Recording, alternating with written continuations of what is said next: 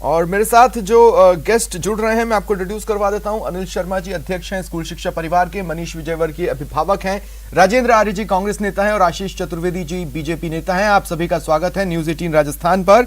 और देखिए, किसी भी बात को क्या नकारा जाएगा। हम मेरे भी बच्ची हैं, मैं भी फीस देता हूं, मुझे पता है किस स्कूल ने कितनी फीस मांगी है और किसने कितनी बढ़ाई है। ठीक है, इसीलिए मैं सीधे डिस्कशन चालू करता हूं। राजेंद्र आर्य जी, आपसे किसकी जिम्मेदारी थी सर सुप्रीम कोर्ट के आदेश की पालना करवाना, सुनिश्चित करना कि उसका पालन हो रहा है? स्वप्निल जी, बहुत ही महत्वपूर्ण विषय है और इस पे जो आपने विगत 15 महीने का समय देखा है जिसमें कोरोना काल चलता रहा और उसके बाद में राज्य सरकार ने और हाईकोर्ट ने जो फीस तय की थी उसके बाद मामला सुप्रीम कोर्ट में गया था और तमाम बातें वहां डिस्कस हुई। तो यहाँ ये बात बताना बहुत महत्वपूर्ण है कि ये मामला विशुद्ध रूप से अभिभावकों और स्कूल प्रबंधन के बीच में है, निजी स्कूलों के बीच में है, वहां पे वो अपने बच्चों को बेहतर शिक्षा के लिए लेके जाते हैं।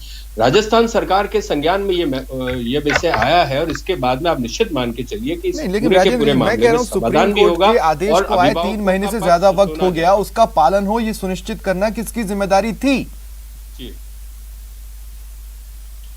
इसकी जिम्मेदारी के लिए मैं आपको बताना चाहता हूं कि सभी जो निजी शिक्षण संस्थान है उनको अपने साला स्तर पर जो SLFC है, स्कूल लेवल फीस कमेटी, उसको बनाकर उसकी सूचना जिला शिक्षा अधिकारी को भिजवानी होती है। जो नहीं भिजवाई गई है, मामला सरकार के स्तर तक आया है। अभिभावकों को भी आप समझ रहे हैं राजेंद्र जी, अभिभावकों का गुस्सा एकाएक नहीं भड़का। जिला शिक्षा, हालांकि मैं उनके द्वारा स्याही फेंकने के विशुद्ध खिलाफ हूं, लेकिन मैं ये जरूर कहूंगा कि अभिभावकों का गुस्सा कोई एक दिन में नहीं फूटा है। वो लगातार सरकार तक अपनी बात पहुंचा रहे थे। मेरे ख्याल से आपको समय नहीं मिला ज्ञापन पढ़ने का और उनकी बात को सुनने का। और आशीष जी, आपको भी समय नहीं मिला उनके साथ सड़कों पर आने का, है ना आशीष जी? नहीं, मैं आपकी बात का जवाब दूंगा। हाँ। तो स्वप्निल जी, मैं आपकी बात का जवाब दूंगा। सबसे पहले तो अभी जो ये वक्तव्य दिया है कि ये पूरा मसला जो है अभिभावकों और स्कूल प्रबंधन के बीच में, इससे हमको बहुत आपत्ति है। बहुत ही दुर्भाग्यपूर्ण बयान है। मतलब ऐसा लग रहा है कि राजस्थान में सरकार नाम की कोई चीज ही नहीं है।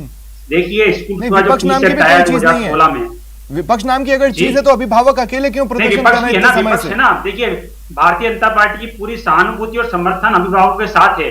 देखिए, 2016 में भारतीय जनता पार्टी की जब गवर्नमेंट थी वसुंधरा जी के नेतृत्व में, तो हमने स्कूल फीस एक्ट बनाया नवंबर 2016 में। 2017 में आते आते सभी स्कूलों ने कमेटियां बना दी। आप देखिए, मैं कुछ आंकड़े आपके सामने रखना चाहता हूँ स्वप्निल जी। जयपुर में 25 स्कूल है, आपको जानकर आश्चर्य होगा केवल मात्र 40 स्कूलों ने केवल अपनी स्कूल लेवल फीस कमेटी बना रखी है, जबकि आपको स्कूल लेवल फीस कमेटी बनाने की जानकारी सरकार को देनी पड़ती है। ये जानकारी है मेरे पास। लेकिन मैं आपसे ये कह रहा हूँ कि आपने एक एक्ट बनाया, तो कर क्या रहा है? उसकी ढंग से पालना नहीं हो पा रही। इस पालना तो सरकार को करवानी है, लेकिन आपका एक्ट शुरू से विवादित रहा, ये आप भी जानते हैं आशीष जी। अभी भी उस पर क्लैरिटी के लिए सुप्रीम कोर्ट में दरवाजा खटखटाया जाए। आप देखिए, अगर मैं एक्ट क्यों बताऊं, नहीं देखिए, एक्ट बहुत स्पष्ट है कि आपको एक स्कूल लेवल फीस कमेटी बनानी पड़ेगी जिसमें से 5 पेरेंट्स होंगे, 5 टीचर्स होंगे, और वो एक बार जब फीस बन जाएगी तो आप 3 साल तक उसको एज इट इज रख पाएंगे। उसमें अगर कोई डिस्प्यूट होता है तो बाकायदा संभाग स्तर पे कमेटी है, राज्य स्तर पे कमेटी है। आप तो आया आपका 2.5 साल से कुछ पॉइंट्स की क्लैरिटी बैठक नहीं सरकार ने खंगालना चाहते हैं, लेकिन मैं आपसे ये कह रहा हूं कि आप सिस्टम नहीं दे पाए उस एक्ट की पालना का। मैं अब अन्य लोगों को भी शामिल कर लूं। मनीष विजयवर्गीय जी, क्या ये ठीक लगता है? हाँ, एज अ पेरेंट हम आक्रोशित हैं, एज अ पेरेंट हमें गुस्सा जाहिर करने का अधिकार है, एज अ पेरेंट हमें प्रदर्शन का अधिकार है, लेकिन क्या ये ठीक लगता है कि स्याही फेंक दी जाए?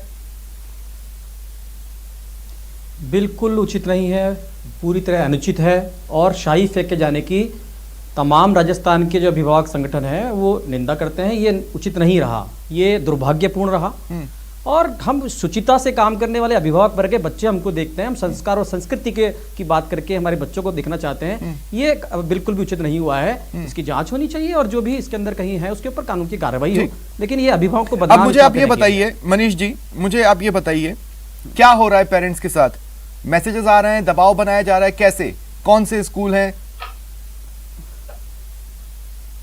देखिए, आपने बहुत बात कही कि अभिभावक एकता संघ का हेल्पलाइन नंबर पिछले 8 महीने से काम कर रखा है और हजारों की संख्या के अंदर शिकायतें हैं जो कि हमने एजुकेशन अधिकारी जी को भी भेजी, मिनिस्टर साहब को भी भेजी, कई बार मेल करे तमाम संगठनों ने, लेकिन सच्चाई यह है कि कथनी और करनी के अंदर बहुत भारी भेद नजर आता है ना। जो शिक्षा मंत्री, मैं कहता हूँ शिक्षा एक परिवार है, ये पूरा क्षेत्र, निजी संस्थान, हम अभिभावक, सरकार का मुख्यमंत्री जो शिक्षा मंत्री जो होते हैं मुखिया होते हैं, मैं कहता हूँ पूरी तरह से नाकाम फिल्म के परिवार की तरह हैं आप लोग। आप और स्कूल तो ऐसे लड़ते रहते हैं साल भर कि मैं क्या बात बताऊं, लेकिन मैं इस वक्त क्या हो रहा है आपसे पूछ रहा हूँ। इस वक्त क्या हो रहा है, स्कूल क्या कह रहे हैं आप लोगों को? कहीं सुनवाई नहीं हो रही है। स्कूलों की स्थिति है, उन्होंने केवल पूंजीवादी सोच के कारण इसको पूरी तरह से दुकानदारी बना के रख दिया है। बहुत शर्म की बात है, देश के अंदर जिनको संस्कार की बात करनी चाहिए वो व्यापारी की भूमिका में आ गए हैं। ये असंवेदनशीलता की पराकाष्ठा है। ये जो कल घटना हुई, ये भी कहीं ना कहीं इतनी देर से इग्नोर जो आप चीजों को कर रहे हो, कोई सुनवाई नहीं है, तो किसी का एक गुस्सा जो कि गैरवाजिब है, गलत है। ठीक है अनिल शर्मा जी, आपको जानकारी है ना ये कि कुछ स्कूल फीस बढ़ाकर